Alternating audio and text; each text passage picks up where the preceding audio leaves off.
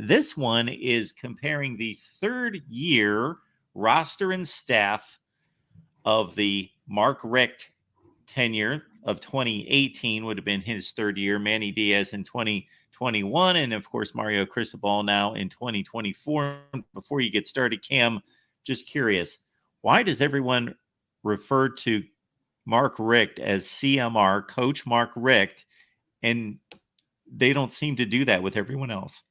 That was a thing that they started at Georgia. That deep South kind of thing and whatnot. Right. So Coach Mark, CMR. So it was just a thing, and so we just carried it over. But yeah, that started when he took over up in Athens. So yeah. All right, that makes sense, because I just wonder, why did they do that with him and they don't do that with anyone else? Got it. Yeah, and we kind of tested it out, keeping that kind of naming system with Manny Diaz and everything, and I did it for like a week or a month where I was like, nah, Manny, it's no. Anyways, but yeah, so, and this is funny because I forgot that this was the third year of each organization. So I went and I was like, dude, this other year was better. And so I started my research that way and I was like, no, moron, it was specific. So I did I got halfway done and I had to start over again. So that should kind of give you a hint as to how this is going to go. CMR, Coach Mark Richt's third year team and staff in 2018. That team went 7-6. That was his final year. Year 2 was better. That was the 2017, 10-0, and then, blew it all at Pittsburgh year. That roster was 46% blue chips on the Bud Elliott's blue chip ratio. Let me use the full trademark name that is in the video game, by the way. If you didn't see it when you do your recruiting, you can go to, I think it's championship contender on your team grades and everything. But literally it says Bud Elliott's blue chip ratio. He literally has trademarked it, which he should, and everything. But yeah, that team, it did have some players. That was Rozier, Homer, Dallas, JT4, Cager, Harley, Langham, Brevin, Will, a mid offensive line, decent defense that had great defensive tackles. Again, that was the Gerald Willis, Destroyer of Worlds defensive tackle season. Terrible kicker and punter duo. That was Zach Fiegels and Bubba Baxa. The worst that we've seen in recent memory. I would wager of a Power 4 team. It was truly abominable. The staff, you had Thomas Brown and Ron Dugans as token offensive coordinators because Mark Richt was calling plays. So they gave them the co-OC title to be able to pay them more money. Rumpf was on-field coaching at the time. He has transitioned into the recruiting department, which I think is a better move. John Patke, Stacy Searles, who is the offensive line coach back at Georgia. Jess Simpson, Stephen Field, who's retired from coaching and also in the recruiting department, directing that department. Todd Hartley, the tight ends coach at Georgia, was here. That's the one off of this staff, Todd Hartley. And I know Thomas Brown is coaching still in the NFL and everything, so he's a very great. So I would say those two off of this staff would be Thomas Brown, who's in the league, and Todd Hartley. Great coaches. The name that I have not mentioned is John Richt at quarterbacks coach. And it was a novel idea, but no. That, he was on par with the kicker and punter thing. And I said on here, CMR needed to use his network and get him promoted out. Maybe he tried that and couldn't. This is why he owns his own gym and does quarterback, coaching and on the side or whatever John Richt does and everything. And he's a good guy. He didn't have the range. Manny's third year, 7-5. Year 2 was better. 55% blue chip ratio. That was TVD's rookie of the year. So the 2020 season with Derek King, where the COVID year, we redid the schedule and all of a sudden, oh, hey, now y'all got to go to Clemson next week type stuff. Had a decent, not great offensive line. You had some names on defense: Nesta, Zach McLeod, Al Blades, Bubba Bolden before whatever happened with him. Amari Carter, the targeting god himself. And that's the other thing I meant to say. Miami fans, we know what targeting looks like because we had Amari Carter for 4 years. Shut up. I remember that. I mean, sheesh. Gervin Hall, Gilbert Frierson, DJ Ivy, and Stevenson. The coaching staff was decent.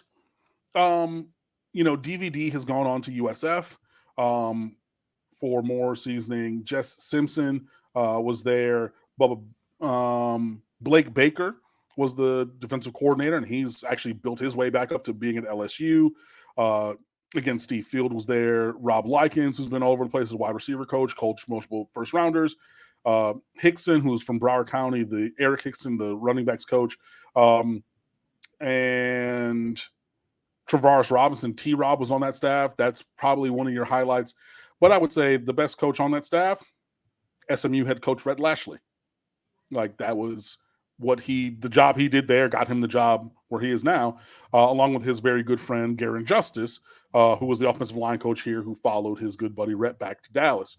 So yeah, I would say Lashley and T-Rob being the best coaches on that staff, even over Manny, because Manny was not a great head coach. Then he learned quickly in those 3 years, as you see what he's doing at Duke. But like, I think that he needed that time at Temple to get Duke to maybe get Miami. It was really just inverting everything, and you try. And I get why we tried to kind of have him grow up really quickly. It just didn't work. And then you have this year's Miami team, dude. I'm going with this year's Miami team. 61% blue chip. And that doesn't even account for transfers, which means Cam Ward, your Heisman Trophy candidate / potential frontrunner currently, is not even included in the 61% blue chip ratio at present, right? And I don't really.